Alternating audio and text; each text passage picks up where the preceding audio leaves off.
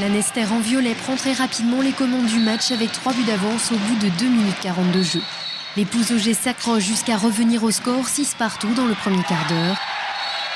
Mais devant la cage bretonne, le gardien est intraitable et les Vendéens ont du mal à tenir le rythme imposé par les visiteurs qui reprennent peu à peu leur avance. À la mi-temps, ils mènent 12-9.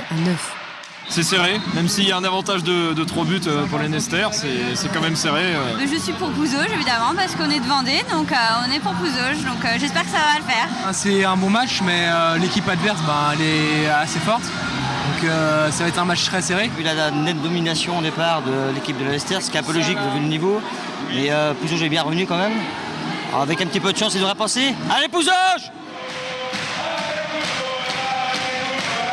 Et sous les encouragements de leurs fidèles supporters, les Pouzaugeais reviennent sur le terrain conquérant. En 4 minutes, ils n'ont plus qu'un but de retard.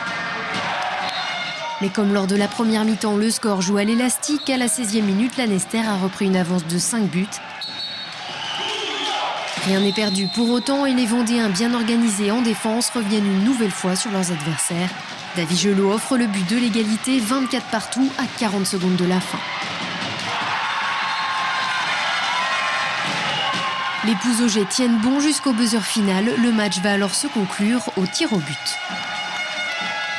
Les 2 premiers tireurs marquent, puis Mathieu Galliou fait un premier arrêt. Le gardien breton réplique, mais son coéquipier manque son tir. Le score est rendu à 27 partout et la conclusion revient à Félix Sade, qui marque sans hésitation et libère la salle entière.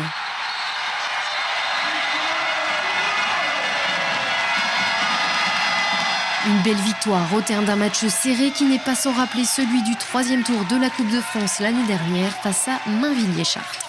Un grand match comme l'an passé, face à un pensionnaire de National 1, comme l'an passé, des pénaltys comme l'an passé, mais ça nous a souri cette année. C'était vraiment génial. On savait que Lanester nous prenait un peu plus au sérieux que Mainvilliers l'an passé. Maintenant, au bout de 5 minutes, 5-1 pour Lanester, on commençait à emmener pas large sur les bancs de touche. Et puis on a gagné ballon par ballon. Un succès qui fait du bien au milieu d'un championnat difficile pour les Pouzaugeais qui cumulent les défaites cette année. La Coupe de France pour nous c'est le seul moyen pour amener de la plus-value sur notre niveau de jeu par moment. Et plus on passera de tours, plus ce sera intéressant parce qu'on forge l'expérience d'un groupe qui est jeune en national. Pour la plupart, ils n'ont pas 50 matchs en national, donc c'est vraiment très important la Coupe de France pour le club de Pouzauges.